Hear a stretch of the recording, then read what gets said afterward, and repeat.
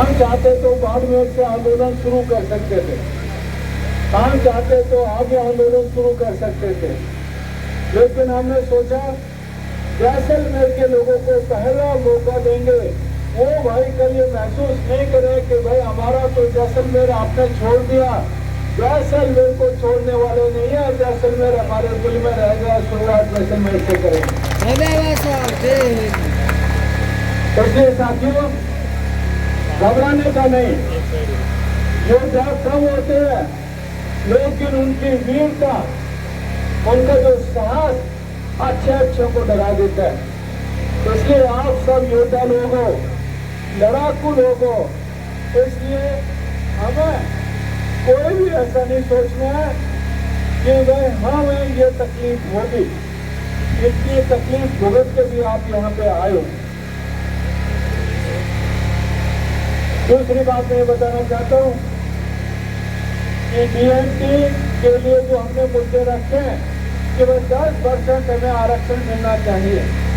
10% आरक्षण मिलेगा तभी आपके बच्चे डॉक्टर बनेंगे, तभी आपके बच्चे अधिकारी बनेंगे, तभी आपके बच्चे इंजीनियर बनेंगे और तभी आपके घरों के पट्टे मिलेंगे। बात सही है नहीं है? होना चाहिए नहीं होना चाहिए? इसलिए समाज के ये सारे वर्ग वंचित हैं। हमें हर साल हम देखते रह जाते हैं कि कोई हमारा आरएस बनेगा, कोई हमारा डॉक्टर बनेगा, लेकिन हर साल गुजर जाती है, हम निराशा के छोर पर बैठे रह जाते हैं। लेकिन अब निराश नहीं होने देंगे। हम लोग आधी लड़ाई पार कर चुके हैं। सरकार से एक वोट की वार्ता हो चुकी है, आधी लड़ाई बाकी है। और मैं बोलना चाहता हूँ आपसे, यदि सरकार पर हमने दबाव बनाया तो ये आधी लड़ाई भी जीत कर दिखाएंगे। मैं ये बोलना चाहता हूँ कि इस लड़ाई से हम पीछे हटने वाले नहीं हैं।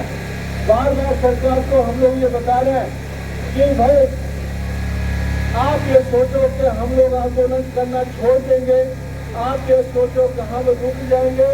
आप रुकने वाले नहीं हैं, आंदोलन छोड़ने वाले नहीं हैं, अपने हाथ और अधिकार लेकर रहेंगे। अभी हमारे कानून जी ने बताया, वो बात मैं रिपीट करना चाहता हूँ और सरकार को मीडिया के माध्यम से, हमारे लाइव के माध्यम से फिर दोबारा बोलना चाहता हूँ, यदि आरक्षण सरकार ने नहीं दिया, जयपुर पहुंचने से पहले यदि आरक्षण का घोषणा नहीं की, तो ये समाज बीजेपी का बायकॉट करेगा, अगले पंचायत इलेक्शन में बायकॉट करेगा। ये सारे समाज कांग्रेस का बायकॉट करेगा और अपने कैंडिडेट खड़ा करेगा। अब की बार लोकतंत्र में हमें दिखाना है कि वोट की कीमत है, लेकिन वो कभी कीमत दूसरों के लिए नहीं है, कीमत हमारे हक और अधिकारों के लिए है। इसलिए साथियों तैयार रहना। सरकार को भी बोलना चाहता हूँ, आप भी तैयार रहना। आप हमें हल्के में मत लेना। आपने हल्के में लेने की पहले कोशिश की बालराई में, लेकिन आपने बालराई में देखा लोगों का आक्रोश। इसलिए फिर बोलना चाहता हूँ, हल्के में मत लेना। हाँ, हमारा समाज बहुत बड़ा है और हम लोग लड़ेंगे और अपने हक और अधिकार लेकर रहेंगे। मैं एक लास्ट बात और बता देना चाहता हूँ आपको, ये आंदोलन की सफलता देखते हुए दूसरे समाज भी हमारे साथ आने के लिए तैयार हैं। ओबीसी समाज, वंचित ओबीसी समाज भी आरक्षण के वर्गीकरण के लिए लड़ रहा है, वो भी हमारे साथ में आ रहा है। एसटी समाज, वंचित एसटी समाज भी हमारे साथ आ रहा है, वंचित एसटी समाज भी हमारे साथ आ रहा है। ये चारों बाजू समाज मिलकर के ये लड़ाई धीरे धीरे बढ़ेगी और सरकार को हम लोग बताएंगे कि ये कम से कम 150 समाज वंचित रहने वाले नहीं है, सब मिलकर लड़ेंगे और सब एक न्यायप्रिय व्यवस्था, एक न्यायोचित आरक्षण व्यवस्था स्थापित करवा के रहेंगे और आपकी लड़ाई लड़ेंगे। आज साथियों अपन लोग कलेक्टर ऑफिस के सामने जाएंगे।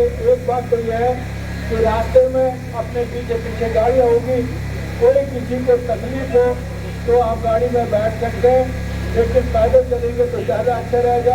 हम लोग तो पैदल चलने वालों में से हैं, ओके, कि 5 किलोमीटर 10 किलोमीटर हमारे लिए कोई ज़्यादा बात नहीं है।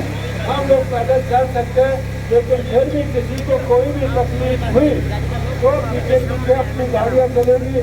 साथ में हमारे पास एम्बुलेंस भी है, पुलिस अधिकारी भी है, पुलिस भी है, वो भी हमारे साथ चलेगी। तो कोई भी आपको दिक्कत नहीं होने देंगे। और वहाँ पे कलेक्टर ऑफिस के सामने जाकर के हम अपनी मांग रखेंगे, कलेक्टर से बात करेंगे, ज्ञापन देंगे। सब लोग इसके लिए तैयार हैं?